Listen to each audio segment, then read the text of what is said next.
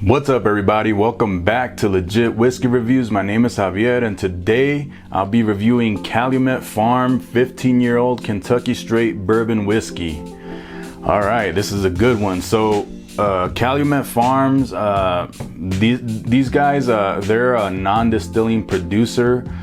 So they don't actually distill their own whiskey. What they do is that they buy different aged barrels, bourbons, and they blend them and then they bottle them and sell them under their name. So where they're sourcing from, I'm not too sure, but I've heard that this one specifically, the 15-year-old, is being sourced from 1792. Whether that's true or not, I'm not too sure. I didn't really look into it, and it's not really out there, but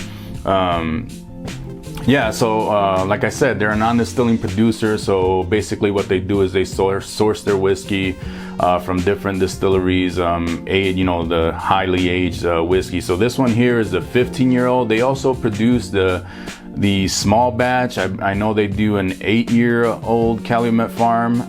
There's a 12-year-old, the 14-year-old that came out last year, which I still see on the shelves, and then this 15-year-old, which just came out this year. So this one is 105 proof, so 52.5% ABV. And this is a blend of 19 barrels, which goes into making this batch right here. And this one retails from anywhere to from $120 to $130, depending on your area. This one here I got for $120, so it is pretty pricey. It is really on the high range for a bourbon, and so that'll probably put a lot of people off. But I looked into this bottle before I purchased it, and I just felt like it was something that was worth it. Whether it's worth it to you, I hope this review helps, and let's get into it.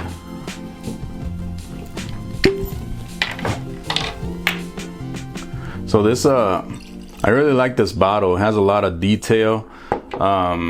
Calumet Farm, they started out in horse racing. So and in the front of the bottle here you see a horse with a jockey, and it looks like they're celebrating the end of the race. I believe this is the one of the Triple Crown races that the horse won. The horse in the picture is Whirlaway, which won the 1941 Triple Crown, and I believe that was Calumet Farm's first horse to win the Triple Crown, or even the Kentucky Derby. It's one or the other, but I'm not sure. But yeah, the horse on the picture here is Whirlaway. So I thought that was pretty cool that they put the horse in the picture there. And he was a 1941 Triple Crown winner.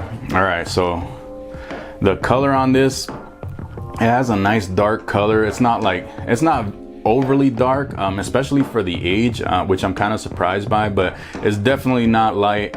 And yeah, it has a good color on it. You can tell it has age, and it's sticking to the glass really good.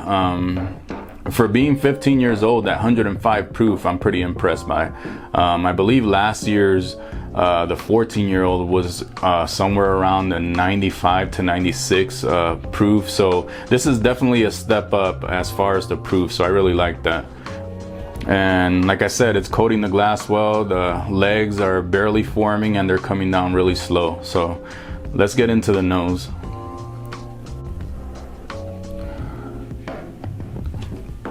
Wow. So even though I'm able to pick out a bunch of different notes here, it's weird. It's like they're all blended so well together that although I can pick them out, they mesh so well together that it's like one big I pick this, I pick that, I pick that, but they're just blended so well together. So the first thing that really pops out of here is like a cherry note, like a deep dark cherry note. It's almost like the medicinal cherry instead of like a maraschino cherry or something like that. It's like a deep medicinal cherry cough syrup type cherry note. but it's not like artificial smelling. It's more like, it's like real cherries, but it's just like a deep, rich cherry. And definitely you can tell this is an aged bourbon. The age definitely comes through, because that oak that's coming through is very prominent. But it's more of a sweet oak that's coming through here. So nothing like off-putting at all. But there's definitely a lot of oak coming through as well. There's maybe a tiny hint of vanilla in here. There's a good amount of cola coming through here, like a cola note. I mean, like a cherry and then a cola and then with the oak. So there's a good, the notes that really stick out, like I said, are the cherry, the oak for sure, and then a cola note that's coming through. It's very prominent as well. And there's a slight hint of caramel. And there's a good amount of spice coming out of here. But yeah, the most prominent notes, like I mentioned, is the cherry, the oak, the cola, and the spice. Those other notes are mentioned are there, but they're just like sitting in the background, opposed to like the notes that really stick out. But everything I'm smelling in the glass smells great. It smells very sweet as well. And they're all like meshing well, and all the notes are like blended so well. It just smells amazing. It's very inviting on the nose. Nothing about it is off-putting at all. All right, so more importantly, let's go to the palate. Cheers.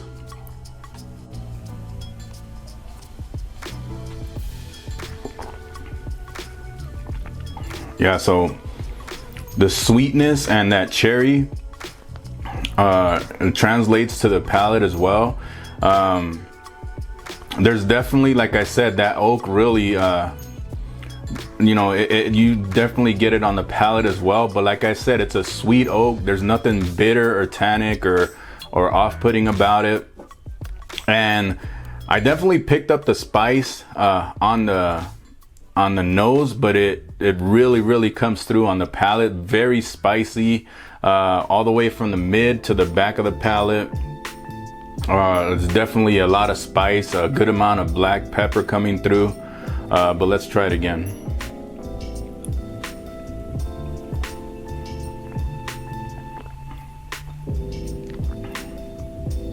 So this time, now that my palate acclimated a little bit to it, the cherry note backed away a little bit, and the oak that I was picking up is definitely taking over the palate now.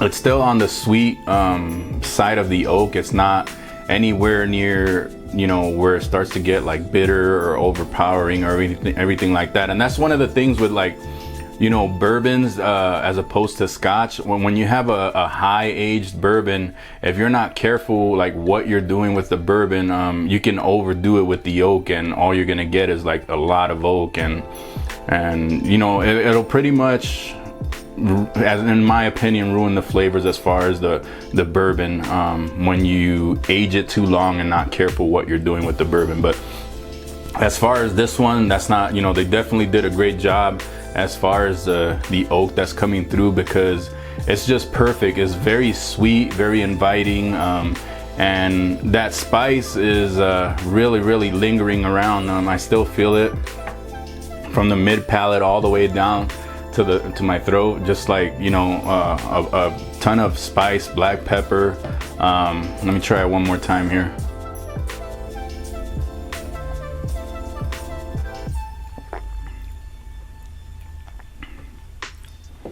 That cherry, yeah, that cherry still's coming, you know, it's still coming through, even though the oak took over as far as the forward part of the palate. But you know, that cherry is still coming through. This third time I tried it, I'm still picking up the cherry. And now towards the back, along with the black pepper and the spice, I'm picking up a little bit of a dark chocolate note, which I love. So, you know, it's constantly changing and evolving in the palate. I really like that. I feel like every time I try it, you know, I pick up something new or something different, or it changes in a certain way. And you know, I feel like they knocked it out of the park as far as this one. You know, 15 years old, even though it is $120, you know, it delivers. I feel like it delivers for what you're getting. So before I close out, I wouldn't normally do this, but just when a whiskey is like complex and I feel like it offers a lot, I like to throw a little bit of water in here, just to see how it changes. So I'm gonna add a little bit more here. I just feel like, wow, I'm still picking up the chocolate in the palate. I really like that. But I just feel like it, you know, sometimes it changes it. You never know, just changes it for the better. And I just wanted to try a little bit of water and just see what it does. I'm just curious because there's so much oak and spice coming through here. So I just want to try that out and see what comes through. But that was about 3 drops that went in. And yeah, let's try it. Wow, I wasn't expecting that. So I feel like it completely, you know, the cherry is like really jumping out now, super lively. That oak that I was picking up on the nose is not really there. Like the cherry note with the water added in, just completely taking over the nose. That oak that I was picking up is not even, it's hardly there now. So if you're a fan of that cherry note, you know, as far as the nose, definitely try it with the water. It's really jumping out of here. And I feel like the spice is still there, pretty much the same amount as it was without the water. But the oak that I was picking up on the nose is in the background now, and that cherry just came alive, you know. It was already very prominent, but it's just like it completely took over the nose. So now let's try it on the palate.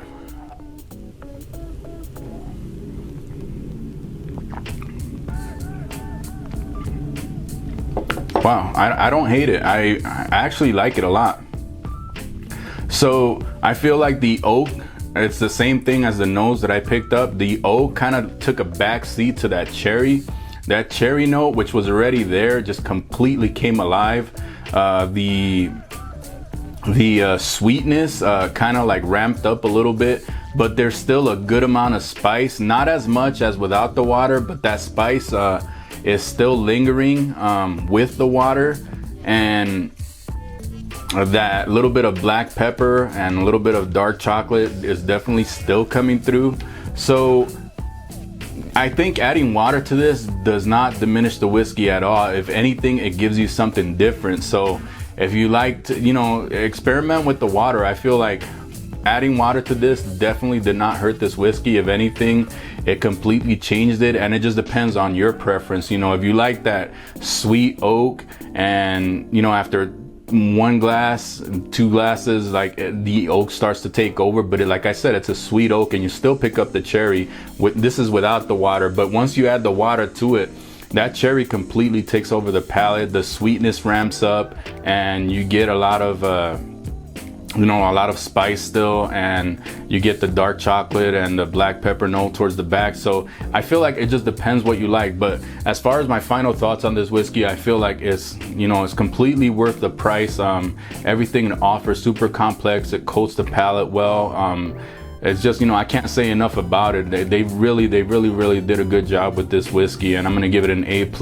Although the price, you know, for some people, most people, you know, it might be too much. I feel like if you can afford it and you're looking for a whiskey, I feel like this one here is definitely gonna, you know, offer a lot for you, and it's gonna keep you interested. It's not boring at all, and I feel like that oak does not overtake the nose and the palate, especially for the age. So yeah, so I'm gonna give it an A+, and I think completely worth it if you can afford it, you know. So if you like my content, remember to smash that like button, remember to subscribe. You can catch me on Instagram at LegitWhiskeyReviews, and keep it legit and do it for the love of whiskey. I'm gonna get some more of this. Cheers.